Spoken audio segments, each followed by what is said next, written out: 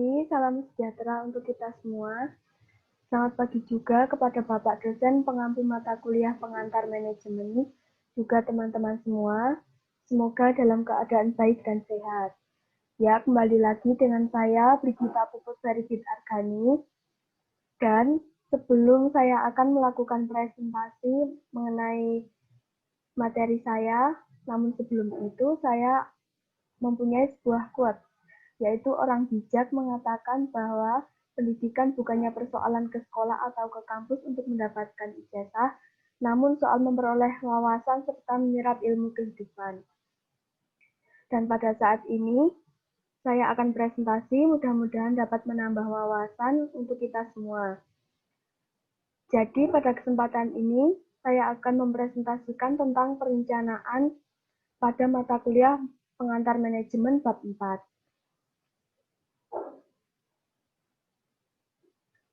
Yang pertama, A. Pengertian perencanaan adalah mengambil keputusan untuk dikerjakan waktu yang akan datang mengenai apa yang harus dilakukan, kapan, bagaimana, dan siapa yang harus melakukannya.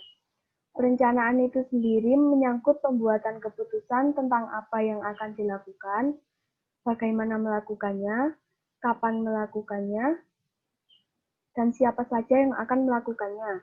Dengan demikian, fungsi perencanaan merupakan fungsi yang mendasari dan mendahului fungsi-fungsi yang lain.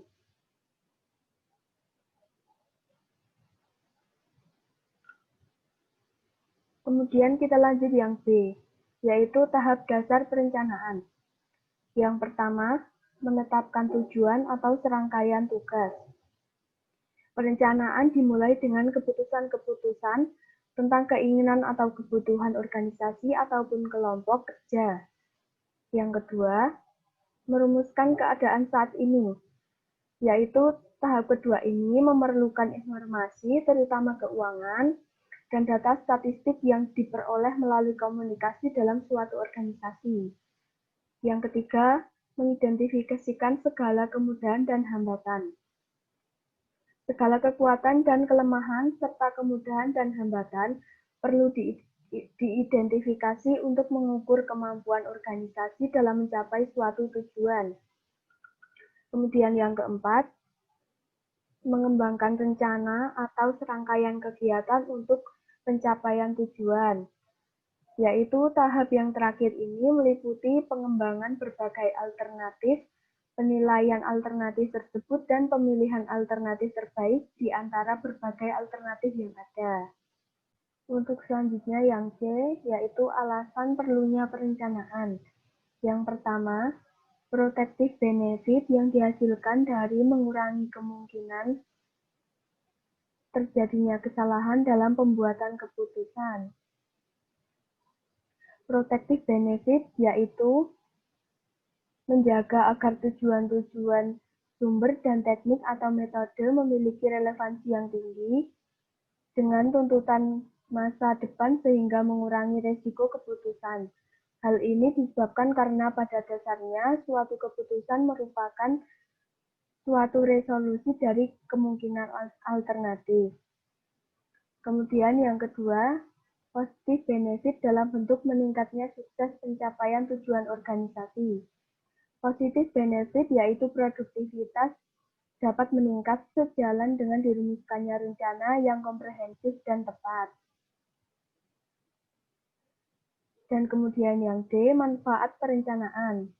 Yang pertama, mengurangi ketidakpastian dan perubahan di waktu yang akan datang. Yang kedua, membantu dalam kristalisasi penyesuaian pada masalah utama. Yang ketiga, memungkinkan manajer memahami keseluruhan gambaran operasi lebih jelas. Yang keempat, membantu penempatan tanggung jawab lebih tepat. Yang kelima, memberi cara pemberian perintah untuk beroperasi. Yang keenam, memudahkan dalam melakukan koordinasi di antara berbagai bagian organisasi. Yang ketujuh, membuat tujuan lebih khusus, terperinci, dan mudah dipahami. Yang kedelapan, meminimumkan pekerjaan yang tidak pasti. Dan yang terakhir, yang kesembilan, memudahkan pengawasan. Kemudian yang E, kelemahan perencanaan. Yang pertama, pekerjaan yang tercakup dalam perencanaan mungkin berlebihan pada kontribusi nyata.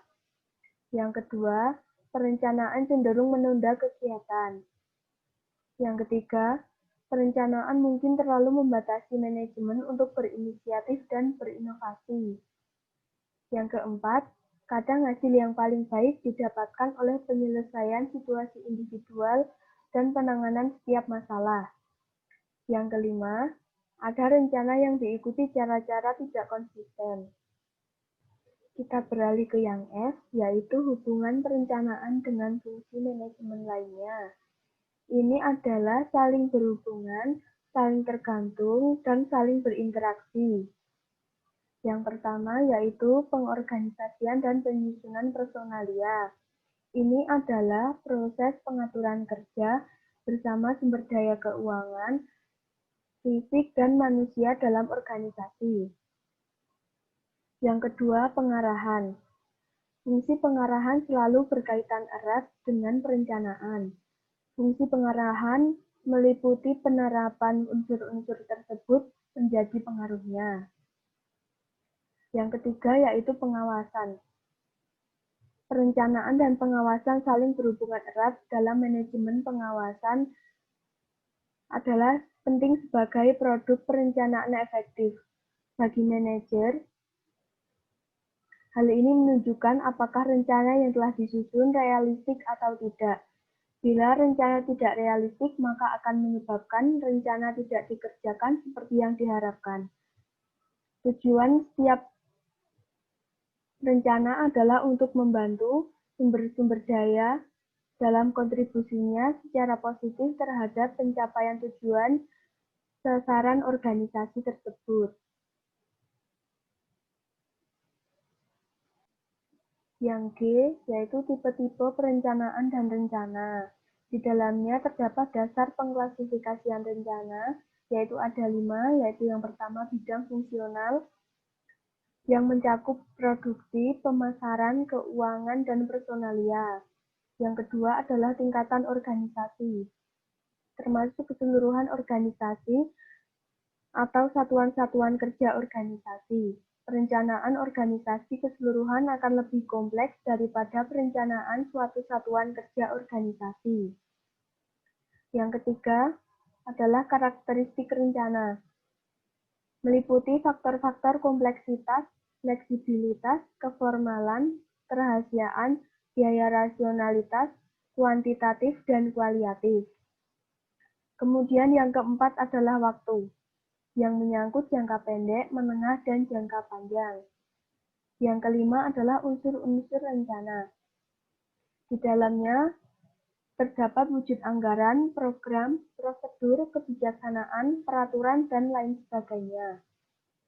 Kemudian kita beralih ke tipe rencana sekali pakai, yaitu serangkaian kegiatan yang terperinci yang kemungkinan tidak berulang dalam bentuk yang sama di waktu mendatang. Meliputi program, perencanaan proyek atau tipe pelaksanaan yang fleksibel untuk menyesuaikan dengan berbagai situasi. Proyek adalah rencana sekali pakai yang lebih sempit dan merupakan bagian terpisah dari program.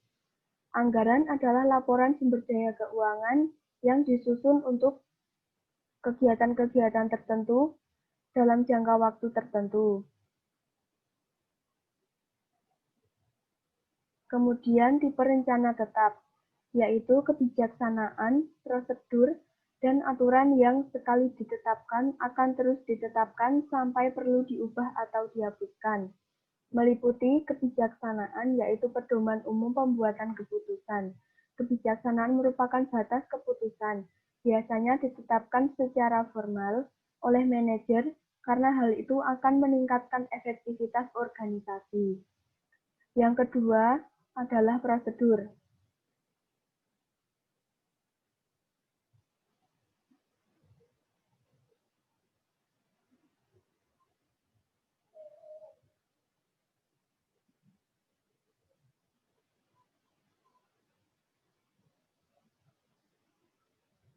Kemudian selanjutnya adalah tipe rencana tetap, yaitu kebijaksanaan, Prosedur dan aturan yang sekali ditetapkan akan terus ditetapkan sampai perlu diubah atau dihapuskan, yaitu meliputi kebijaksanaan, yaitu pedoman umum untuk pembuatan keputusan.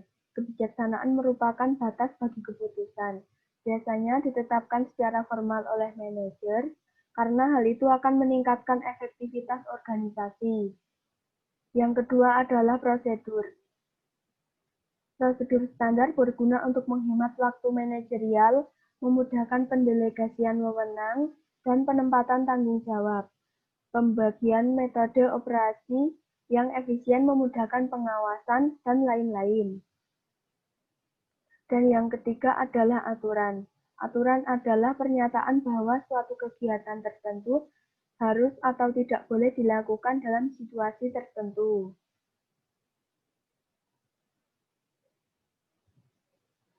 Kemudian beralih ke yang H, yaitu perencanaan strategis. Adalah proses perencanaan jangka panjang yang disusun dan digunakan untuk menentukan dan mencapai tujuan organisasi.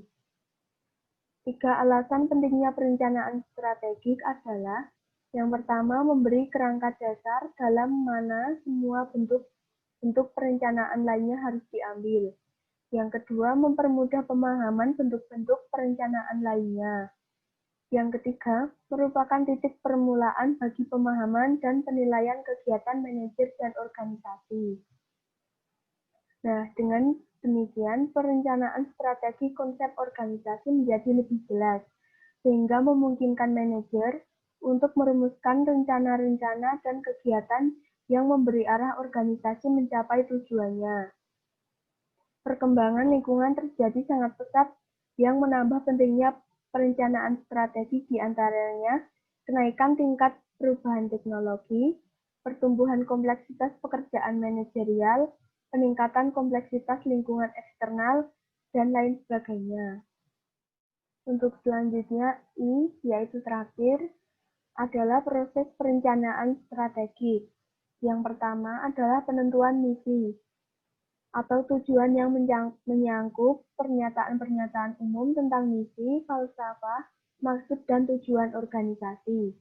Yang kedua adalah pengembangan profil perusahaan. Profil perusahaan adalah hasil analisa internal perusahaan untuk mengidentifikasikan tujuan dan strategi sekarang serta merinci kualitas dan kuantitas sumber daya perusahaan yang tersedia. Kemudian yang ketiga, analisa lingkungan eksternal. Kunci keberhasilan analisa lingkungan bagi perumusan strategi terletak pada kemampuan manajemen untuk mendeteksi perubahan-perubahan lingkungan eksternal beserta dampaknya. Yang keempat adalah analisa internal perusahaan. Analisa ini dilakukan dengan memperbandingkan profil perusahaan dan lingkungan eksternal. Ini bertujuan untuk mengidentifikasikan kekuatan-kekuatan dan kelemahan strategis yang penting bagi perumusan strategi perusahaan. Tujuan ini dapat dicapai melalui saluran distribusi, lokasi, teknologi, dan struktur organisasi. Yang kelima adalah identifikasi kesempatan dan ancaman. Ini merupakan penentuan berbagai kesempatan yang tersedia bagi organisasi dan ancaman yang harus dihadapinya. Berbagai kesempatan dan ancaman ini dapat ditimbulkan banyak faktor, yaitu perkembangan teknologi, perubahan kondisi pasar, perubahan politik, dan perilaku konsumen. Kemudian, keenam, pembuatan keputusan strategis. Pembuatan keputusan strategis yang mencakup identifikasi, penilaian, dan pemilihan berbagai alternatif strategis. Kemudian yang ketujuh, pengembangan strategi perusahaan. Setelah tujuan jangka panjang dan strategi dipilih dan ditetapkan, organisasi perlu menjabarkannya ke dalam sasaran-sasaran jangka pendek dan strategi-strategi operasional. Yang kedelapan adalah implementasi strategi, yang menyangkut kegiatan manajemen untuk mengoperasikan strategi. Variabel faktor-faktor kritis implementasi strategi yaitu tugas orang, struktur organisasi, sistem balas jasa. Yang terakhir atau yang ke-9 yaitu peninjauan kembali dan evaluasi. Manajer perlu senantiasa memonitor secara periodik. Di sini saya juga akan menjelaskan kebaikan dan kelemahan perencanaan strategik, yaitu kebaikannya yang utama adalah memberikan pedoman yang konsisten bagi kegiatan-kegiatan organisasi. Dan kelemahannya adalah bahwa hal itu memerlukan investasi dalam waktu, uang, dan orang yang cukup besar. Kiranya hanya itu yang dapat saya sampaikan. Semoga yang saya jelaskan pada materi bab 4 yaitu perencanaan pada mata kuliah pengantar manajemen. Semoga dapat menambah wawasan teman-teman semuanya. Jika ada kesalahan saya mohon maaf. Terima kasih dan